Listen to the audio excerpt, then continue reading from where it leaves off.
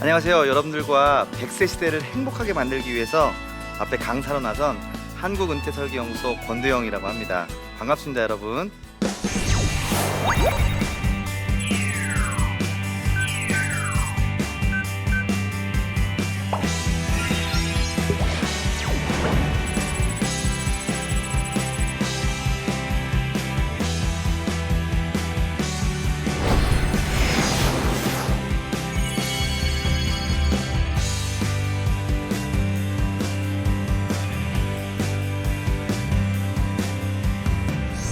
세상에서 뭐 10억이 필요하다, 20억이 필요하다 얘기하는 그런 은퇴의 시대에 살고 있습니다.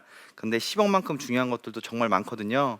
건강 관리도 중요하고, 부부간의 소통도 중요하고, 그리고 어떤 사람과 어떻게 어울리며 살 것이냐, 그리고 어디서 살 것이냐, 누구와 함께 내가 이 인생을 계획할 것이냐도 중요하죠. 그리고 무엇을 하며 살 것이냐도 정말 중요합니다. 돈도 중요하지만 돈만큼 중요한 여러 가지 것들과 함께 균형을 맞춘 은퇴 설계를 이야기하고 있습니다. 저와 함께 오늘 100세 시대를 행복하게 준비할 수 있는 자산관리 전략에 대해서 여러분들과 한번 이야기 나눠볼 수 있도록 하겠습니다. 아셨죠? 네. 전략적인 은퇴 설계, 과연 지혜로운 은퇴 설계 어떻게 해야 되는지 제가 한 가지씩 여러분들께 풀어서 말씀드려 볼게요.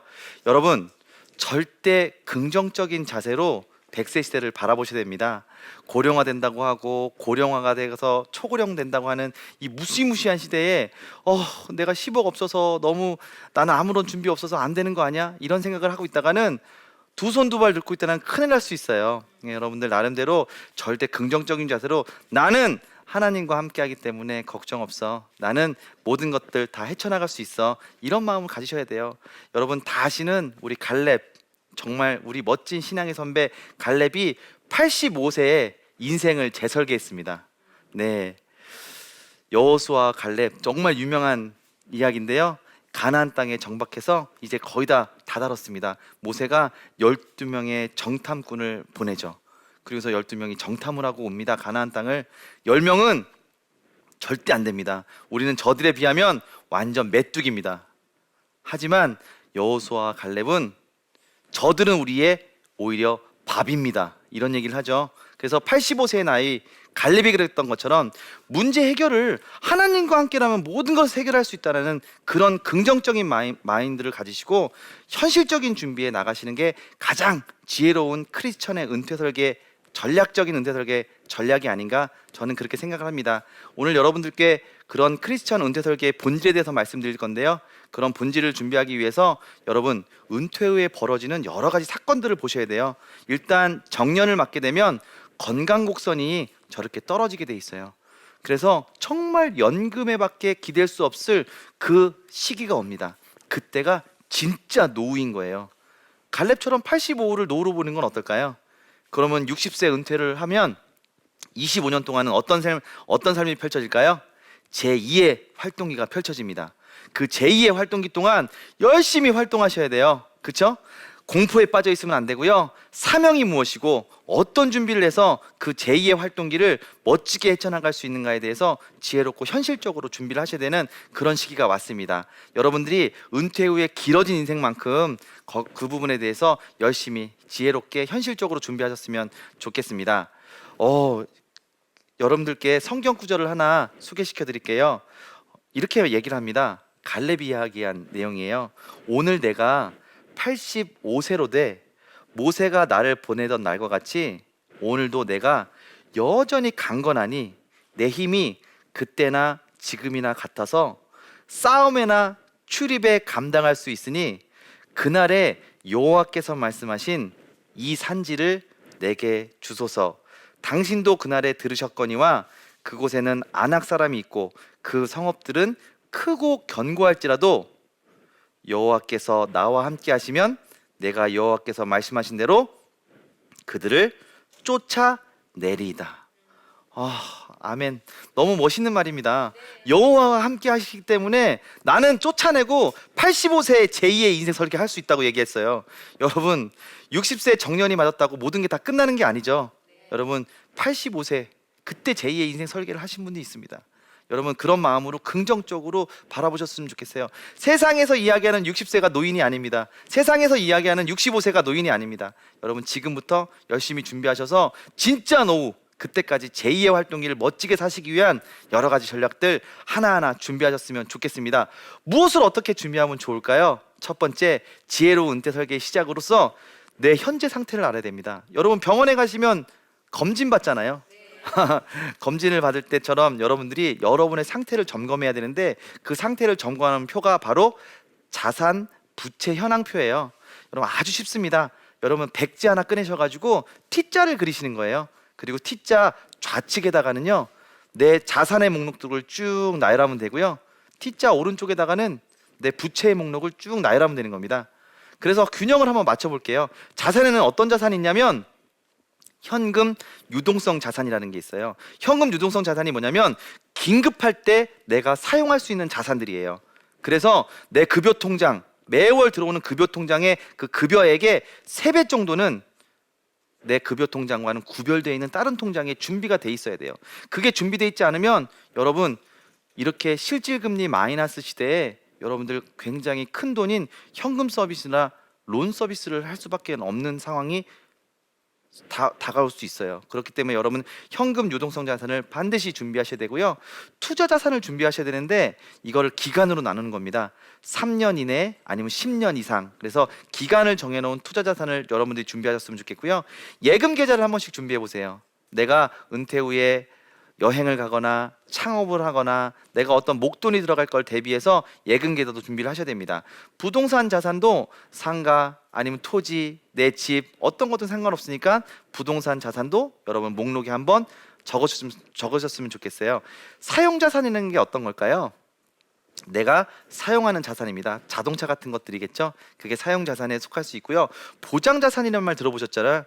내가 어려움이 닥쳤을 때, 나에게 위험에 닥쳤을 때 그걸 갖다가 이겨낼 수 있는 힘을 주는 자금적인 부분입니다. 보험이죠.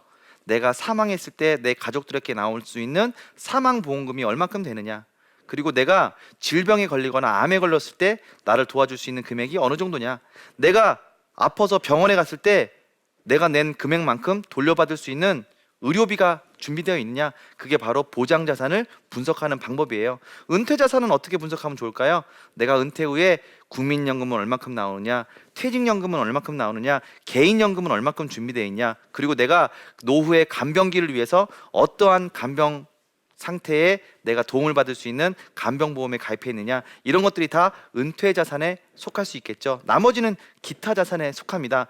제가 8가지 자산으로 말씀을 드렸는데요, 이 8가지 자산이 골고루 분산돼 있어야 돼요. 어떤 분을 보면 보장 자산만 가득하신 분이 있어요. 또 어떤 분을 보면 예금 계좌에만 돈이 가득하신 분이 있어요. 어떤 분들은 현금 유동성 자산만 많이 준비하신 분들이 있는데 다 건강하지 못한 자산 상태입니다. 8가지가 골고루 분배되는 게 가장 건강한 자산 상태라고 할 수 있겠죠. 건강해야 되는데 병에 걸릴 수 있습니다. 그게 바로 부채입니다. 그래서 T자 오른쪽에다가 우리가 부채를 쓰는데요, 장기 부채라는 게 있어요. 여러분 집 살 때 은행에다 돈 빌리는 거 있죠. 2글자로 우리 융자라고 하는데 그런 돈들 장기 부채입니다. 그렇죠? 두 번째는 어떤 부채 있을까요? 현금 서비스나 론 같은 거 빌릴 때 우리가 많은 이자를 내고 빌리죠. 단기 악성 부채라고 합니다. 혹시 누가 빚지는데 보증서 준 거 있으세요? 채무 보증도 암묵적으로 부채에 속할 수 있습니다. 그리고 세상에서 가장 슬픈 이름의 통장이 하나 있는데 영원히 플러스가 될 수 없는 통장이 하나 있어요. 걔가 마이너스 통장이라는 녀석인데요, 그 녀석이 우발부채입니다. 내가 한도를 정해놓고 빌릴 수 있을 때 아무 때나 또 빌리거든요. 다 그것도 내 자산에 병이 될 수 있는 하나이기 때문에 여러분들이 부채를 저렇게 관리하셔야 돼요. 전체 자산 목록이 있고요, 여러분들의 부채가 있다면 자산에서 부채를 뺀 나머지를 우리가 순자산이라고 합니다. 우리가 건강이 좋은가 자산 상태가 좋은가를 판단하는 기준이 바로 순자산, 자산의 건강 상태를 여러분들이 파악하는 게 바로 순자산의 증감입니다. 순자산이 많아지면 좋겠죠. 대신에 어떻게 8가지 자산이 골고루 분배될 수 있도록 자산 관리를 잘 하시는 게 바로 첫 번째 지혜입니다. 그걸 가지고 내가 지금 자산 상태가 어떤지 한번 여러분들이 꼭 한번 체크해 보셨으면 좋겠어요. 그 다음에 여러분 인플레이션을 이기셔야 돼요. 지식백과에는 이렇게 나와 있어요. 화폐 가치가 하락하여 물가가 전반적 지속적으로 상승하는 경제 현상이다. 이렇게 나와 있는데요. 더 쉽게 제가 설명드려 볼게요. 여러분, 혹시 여러분은 돈 가진 거를 큰 항아리에다가 다 집어넣고요. 땅에 파묻어 놓습니다. 그리고 30년 후에 끓여 놓습니다. 원금은 그대로 있겠죠. 근데 어떤 일이 발생할까요? 돈의 가치가, 화폐 가치가 떨어지겠죠. 그 화폐 가치가 얼만큼 떨어질까요? 바로 여러분들이 늘 실상에서 이야기하는 물가 상승률만큼 떨어져요. 돈의 가치가 가만히 놔두면 떨어지는 거예요. 얼마만큼? 물가 상승률만큼. 그러면 내가 물가 상승률만큼은 플러스 알파의 어떤 현실적인 준비나 대안이 있어야 된다는 겁니다. 그게 바로 인플레이션을 이기는 여러분들의 자산 관리 전략이라고 말씀드릴 수가 있겠어요. 직장 생활을 하거나 내가 어떤 경제 활동을 한 다음에 은퇴를 하게 되십니다. 은퇴를 하게 되면 경제 활동기에 벌었던 소득원이 제대로 나오지가 않죠. 하지만 괜찮아요. 너무 걱정하실 필요는 없어요. 그래도 풍요롭게 살기 위해서는 내가 소득 기간에 벌었던 거에 2배, 3배가 나오면 좋겠지만 사실 현실적으로 그건 쉽지가 않습니다. 그래서 소득 대체율이라는 말이 있는데요. 내가 활동기, 경제 활동기 동안 소득원으로 들어왔던 평균 금액의 몇 퍼센트가 은퇴 후에 나오느냐, 그게 바로 소득 대체율인데요. 70% 이상이 넘어가면 행복하고 편안한 삶을 살 수 있다는 연구 결과가 있습니다. 그러면 내가 평균적으로 500만 원이 평균 급여였으면 350만 원 이상은 소득 대체율이 돼야 된다는 얘기죠. 그걸 위해서 준비를 해야 되는데 세상에서는 뭐라고 하냐면 통으로 쳐가지고요 10억 필요하다고 얘기합니다. 그거보다 더 중요한 게 바로 소득 대체율이에요. 여러분들이 자산 관리 전략에 있어서 가장 중요한 거 소득 대체율 잊지 마시고요. 이 소득 대체율을 준비할 수 있는 가장 기본이 무엇이냐? 바로 국민연금입니다. 국민연금으로 먼저 준비하는 거예요. 국민연금이 1988년도에 시작될 때만 하더라도 40년을 가입하면 소득 대체율 70% 맞춰준다고 했었어요. 그런데 뭐를 고민하지 못했을까요? 사람들이 이렇게 오래 살 줄 몰랐어요. 예. 죽지 않고 끝까지 받아가는 이게 종신형 연금이거든요. 그렇기 때문에 너무너무 힘들어져서 2번의 개혁을 해서 사회적인 합의를 통해서 조금 천천히 받고 적게 받자. 사회보장제도입니다. 내가 어려울 때 힘이 될 수 있기 때문에 국민연금은 우리 나라에서 여러분을 보장해 주는 거기 때문에 믿고 내 소득 체계에 가장 밑단을 채워줄 수 있다. 하지만 이게 70%를 채워주면 좋겠지만 통상적으로 20-30%의 소득 대체율을 얻을 수 있다. 이렇게 보시면 될 것 같아요. 내가 얼마 받나 궁금하시죠? 궁금하지 않으세요? 예, 저한테 물어보지 마시고 국번 없이 1355번에다 물어보시면 국민연금 공단에 연결이 되니까 거기다 꼭 물어보셨으면 좋겠어요. 2번째 뭐냐? 바로 퇴직연금입니다. 내가 퇴직금을 목돈으로 받느냐 연금으로 받느냐인데요. 연금으로 받게끔 법이 2005년부터 바뀌어서 지금은 이제 완벽하게 퇴직연금 제도로 바뀌고 있어요. 퇴직연금을 받아야 되는데 목돈으로 받아가시는 분이 100명 중에 92명입니다. 그리고 8명만 아직은 연금으로 받아가세요. 애석하지만 목돈으로 받아가신 분들이 대부분 창업하십니다. 창업하다 보면 어디로 창업하냐면 진입장벽이 낮은 곳에 창업을 하세요. 그래서 소위 말하는 동네에 닭집 같은 걸 차리십니다. 처음에는 개업을 했기 때문에 많은 사람들이 도와주러 와요. 그걸 보고 주변 사람들이 닭집이 대세인가 보다 하고서 닭집을 또 차리죠. 왜? 차리기가 쉬운 거잖아요. 그걸 우리가 경영 용어로 진입장벽이 낮은 창업이라고 얘기합니다. 내가 준비되어 있지 않으면 진입장벽이 낮은 창업을 하게 돼 있어요. 그런데 진입장벽이 높은 창업을 하면 성공할 수 있어요. 어떤 걸까요?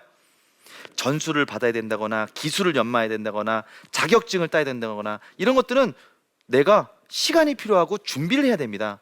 그런 창업을 하셔야 돼요. 그게 바로 진입장벽이 높은 창업입니다. 예, 퇴직금은 제가 부디 말씀드리지만 제발 연금으로 받아가시기를 진심으로 부탁을 드리겠습니다. 생긴 지가 얼마 안 돼서 소득 대체율은 15%에서 20% 내외로 보고 있고요.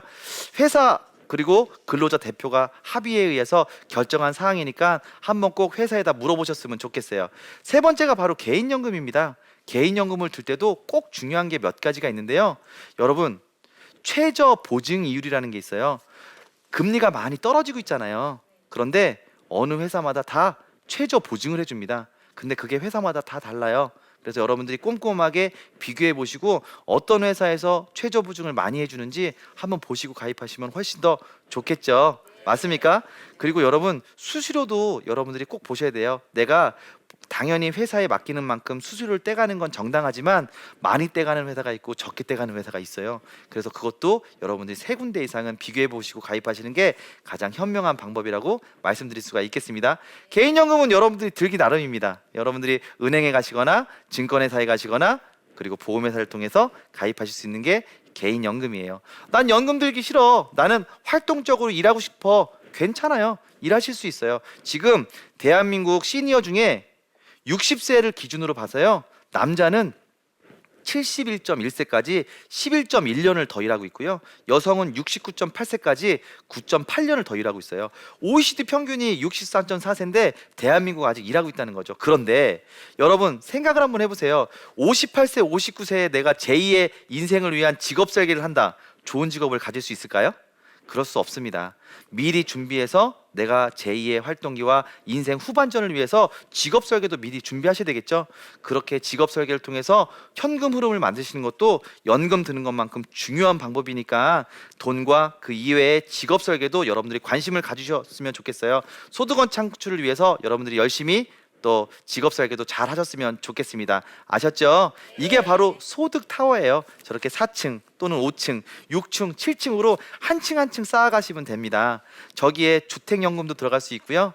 또 여러분들이 개인적으로 가지고 있는 여러 가지 계좌들이 한 층 한 층 올라가면 10억보다 더 중요한 한 층 한 층의 소득 타워를 만들 수 있기 때문에 현명하고 지혜롭게 운태우를 여러분들이 보낼 수 있는 그런 소득 보장 체계를 만들 수 있을 거라고 얘기합니다. 여러분 매월 들어오는 현금 있으시죠? 그 다음에 매일 저축하고 투자하고 보험도 드시고 연금도 드시잖아요. 이걸 현금 흐름표라고 하는데요. 기업의 재무제표처럼 개인도 현금 흐름표가 굉장히 중요합니다. 여러분 기업에서는요 돈이 들어오고 나가는 것을 정확하게 일치시켜야 돼요. 그렇지 않으면 큰일 납니다. 개인은 그런데 돈이 들어오는 건 정확해요. 마치 사이버머니처럼 들어왔다가 가질 수 없는 너처럼 사라져버리는 게 우리 급여 통장이잖아요. 그래서 그 부분에 현금 흐름표 관리를 여러분들께 한번 해드릴게요.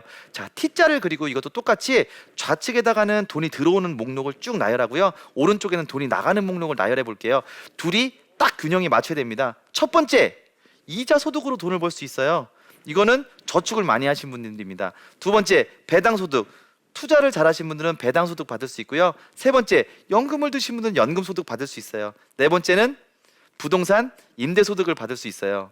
여러분 1번부터 4번까지 소득을 우리가 무슨 소득이라고 할까요? 부자들의 소득입니다. 여러분들이 진짜 부자로 살기 위해서 1번부터 4번의 소득을 반드시 얻어야 돼요. 그런데 우리 근로자를 기준으로 보면 근로소득이에요. 그렇죠? 근로소득 앞에는 온리 근로소득일 수도 있어요. 근로소득밖에 없을 수 있어요. 그래서 사업하는 분도 사업소득이 있을 수 있고요. 나머지 소득을 우리가 기타 소득이라고 합니다. 이런 소득원이 다양해지면 다양해질수록 좋겠죠. 내가 온리 근로소득자이지만 내가 지금부터 열심히 저축하고 열심히 투자하고 열심히 보험도 들고 연금도 잘 들어서 내가 나중에는 이자 소득도 받고 배당 소득도 받고 연금 소득도 받고 부동산 임대 소득도 받는 게 바로 부자로 여러분 은퇴하는 길이에요. 지금은 한정된 소득이지만 이 소득을 넓히기 위해서 여러분들이 전략적으로 착한 저축, 좋은 투자, 좋은 보험, 좋은 연금을 잘 드셨으면 좋겠어요. 또 중요한 건 뭐냐면 지출 관리도 중요합니다. 돈을 잘 써야 돼요. 그 돈을 잘 쓰는 첫 번째가 고정 지출 관리를 잘 하셔야 돼요. 어떻게? 내가 고정적으로 매일 나가는 지출에 대한 부분을 여러분들이 쭉 리스트를 한번 그려보세요. 그러면 세금도 나갈 거고 집세도 나갈 거고 무엇도 나가고 애들 교육비도 나가고 나갈 건데 그 목록을 딱 정해놓고요. 이게 너무 과도하다 싶으면 고정 지출은 지우기가 쉽습니다. 오히려 변동 지출처럼 눈에 보이지 않는 지출보다는 여러분들이 조금만 더 절약하는 자세로 줄일 수 있으면 훨씬 더 가능해요. 그리고 이렇게 절약하는 자세를 여러분들이 훈련을 하셔야 은퇴 후에 소득원이 많이 줄어들었을 때 내가 절약하는 생활로 검약하는 생활을 할 수 있어요. 그렇죠. 그래서 고정 지출 줄이시고요. 두 번째, 변동 지출. 쓰다 보니 많이 쓰는 게 변동 지출이에요. 이거 많아지면 많아질수록 참 힘듭니다. 그래서 변동 지출도 내가 이번 달에 어떻게 썼는지, 저번 달에 어떻게 썼는지 그걸 매월 리스트를 여러분들이 작성하시다 보면 고정 지출도 새 나가는 돈으로 잡을 수 있어요. 자, 그런데 분명히 소득원은 한정돼 있고 들어오는 게 눈에 그대로 보여요. 맞죠? 그런데 저축하고 투자하고 보험 들고 연금 들고 지출했는데 왼쪽과 오른쪽의 균형이 반드시 맞아야 되는데 반드시 안 맞는 거예요. 저도 안 맞아요. 저는 오히려 오른쪽이 크더라고요. 그래서 제가 고민에 빠졌습니다. 너무너무 힘들었어요. 왜 나는 부자가 될 수 없을까? 고민을 하면서 많은 사람을 대상으로 한번 저걸 똑같이 그려보게 했어요. 그랬더니 저게 딱 들어맞는 사람이 없고요. 오히려 오른쪽이 큰 사람이 더 많은 거예요. 아마 강의를 듣고 있는 여러분들도 오른쪽이 클 수 있습니다. 왜 그럴까 고민하던 중에 드디어 발견을 했습니다. 바로 고정지출과 변동지출 이외에 잡지출이라고 하는 새어나가는 지출이 있기 때문에 그렇습니다. 여러분, 타이어 바람이 펑 하고 터질 것 같지만 절대 그렇지 않아요. 천천히 세다가 고속도로에서 큰 사고를 일으키는 게 바로 타이어 사고예요. 여러분, 마찬가지로 저게 눈에 보이진 않지만 우리 자금에서 항상 새어나가고 있어요. 여러분, 동전 관리부터 시작하셔야 되는 거예요. 여러분, 일본에 가면 쇼핑센터에 갑니다. 그래서 한국에 있는 내 친구들에게 선물 사주려고 쇼핑센터에 가면 제일 많은 선물이 뭔지 아세요? 동전 지갑이에요. 근데 우리는 동전 지갑 사다 주면 나 무시하는 거야? 뭐 이런 생각하잖아요. 근데 그게 일본의 국민성과 우리의 국민성의 차이예요. 우리는 좀 더 스마트해지고 좀 더 철저하게 관리할 필요를, 그런 거에서도 또 좀 배울 필요가 있을 거라고 생각해요. 작은 동전에서부터, 동전 귀찮게 생각하지 마세요. 500원짜리가 20개 있으면 얼마예요? 500원짜리가 20개 있으면 얼마예요? 10,000원이죠. 10,000원짜리 한 장이 저의 500원짜리 20개가 500원짜리 20개는 불편하잖아요. 불편하게 생각하지 마시고 그것도 내 돈이다. 그것도 새어나갈 수 있어요. 왜? 관리를 하지 않으면 새어나가는 거예요. 그렇게 잡지출을 잡으시는 여러분들의 지혜로운 현금흐름표 관리를 꼭 하셨으면 좋겠습니다. 왼쪽과 오른쪽의 균형을 반드시 맞추셔야 됩니다. 아셨죠? 자산관리의 전략을 결론으로 말씀드리면, 일단은 수입원이 끊기지 않게 잘 버는 거, 그래서 내 수입에 대한 준비를 잘 하시는 것도 자산관리 전략 중에 하나예요. 그러기 위해서는 여러분들이 연금만 드는 게 무조건 좋은 점은 아닙니다. 내가 기분 좋게 젊은 사람들과 소통하면서 멋지게 살아갈 수 있는 거, 그것도 좋은 방법이겠죠. 얼마나 좋아요. 젊은 사람들과 소통하면서 일하면서 월급 받을 수 있으면 그것도 정말 좋은 방법입니다. 두 번째, 잘 쓰는 거. 아까 고정지출, 변동지출 말씀드렸는데 더 중요한 거 잡지출, 새어나가는 지출이라고 말씀드렸고요. 잘 모으는 거, 저축하는 것도 바르게 하시고 투자하시는 것도 꼼꼼하게 하셨으면 좋겠어요. 그리고 잘 지켜야 되겠죠. 세금 새어나가는 거, 보험 같은 걸로 내 인생에 어떤 큰 위험이 있을 때 보장을 받는 것도 여러분들의 지혜입니다. 자산 관리에 대한 전략을 결론적으로 말씀드리는 바로 잘 벌고 잘 쓰고 잘 모으고 잘 지키는 지혜라고 여러분께 말씀드릴 수가 있어요. 혹시 저분 아세요? 예, 치킨집 할아버지죠. 이분 창업 몇 세 하신 줄 아세요? 65세 했습니다. 와, 여러분, 나이 들었다고 다 끝나는 게 아니에요. 65세에 저 하얀 양복을 멋지게 입고 열심히 프랜차이즈 사업하시면서 91세에 돌아가실 때까지 멋지게 살았던 분이에요. 여러분, 저런 분들 기억하셔야 돼요. 그리고 이분은 누굴까요? 이 사람은 누구냐면 유명한 경영학자입니다. 그렇죠? 피터 드러거라는 경제학자인데, 여러분 97세에 돌아가실 때까지 정말 젊은 사람들과 정말 소통하면서 수업하면서 그렇게 살았어요. 여러분, 나이 들매 있어서 이렇게 준비되고 여러분들이 좀 더 소통하려고 하고 좀 더 다가서려고 노력하면 인생 그렇게 암울하고 10억 필요하고 고령화 된다고 해서 힘든 상황 아닙니다. 여러분, 하나하나 준비하셨으면 좋겠어요. 아셨죠?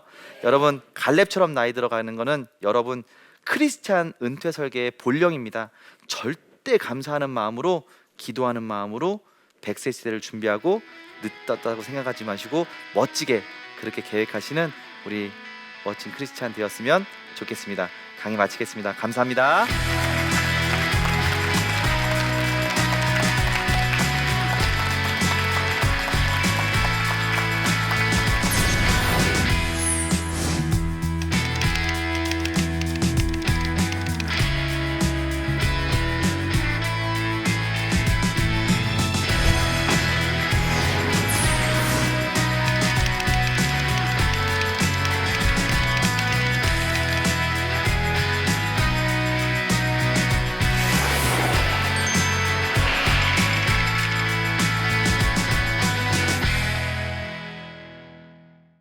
네, 질문하실 분 있으면 질문을 받도록 하겠습니다.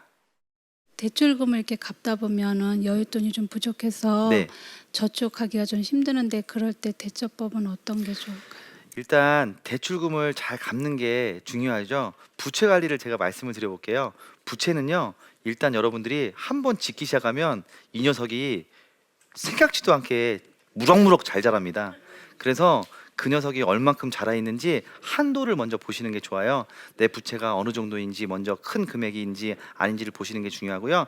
두 번째는 내가 혹시 다중 채무자가 아닌지를 보셔야 돼요. 내가 여러 곳에 여러 군데 빚을 지고 있다면 그건 다중 채무일 수 있습니다. 그런 것을 한 번에 해결할 수 있는 방법은 없지만 그래도 하나하나 만들어 나간다면 한 곳에 모으는 거예요. 소몰이 있잖아요. 그래서 모든 부채를 한 곳에 이율이 낮은 통장으로 모으는 게 중요하고요.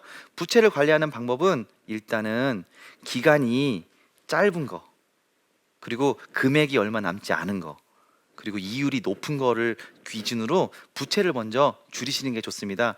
그리고 부채를 그렇게 해서 만약에 갚게 되면 생활비도 쓰시고 여러 가지 쓰셔야 되지만 가장 중요한 거, 현금 유동성 자산을 준비하시는 거예요. 내 급여의 3배 정도를 급여 통장과는 구별되어 있는 통장에 준비하셔서 무슨 일이 있을 때 항상 긴급 예비 자금으로 쓰시면 내가 가정생활, 가게생활을 하다가 무슨 일이 닥쳤을 때 좀 힘든 일을 그런 돈으로 마련할 수 있으면 아마 도움이 되지 않을까 그렇게 생각을 합니다. 네, 오늘 강의 많이 도움되셨나요? 네, 100세 시대를 행복하게 사세요. 그리고 꼭 하나님과 동행하면서 사세요. 그리고 감사하면서 사시고요. 절대 긍정적인 자세로 사셨으면 좋겠어요. 그리고 우리는 세상보다 더 현실적으로 준비하시면서 그렇게 사시기를 진심으로 여러분들께 바라면서 여러분들 위해서 기도하고 저를 위해서 기도해 주십시오. 강의를 여기서 마치겠습니다. 감사합니다.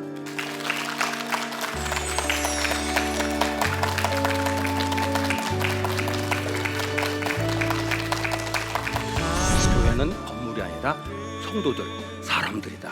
그다음에 또 하나 가르쳐줬는데 교회는 모여서 예배드리는 교회, 분명히 교회예요. 그러나 그것만이 교회가 아니라 흩어져서 일하는 사람들이 또한 교회라는 거죠. 여러분들이 예배드릴 때 다 거룩하다고 생각해요. 그런데 오해 마세요. 항상 거룩한 예배가 아니에요. 우리가 정말 그 일을 죽게 하듯 하면은 그 일이 거룩한 일이 됩니다. 그런데 죽게 하듯 하는 것과 그 일이 주님이 되는 것하고는 또 달라요.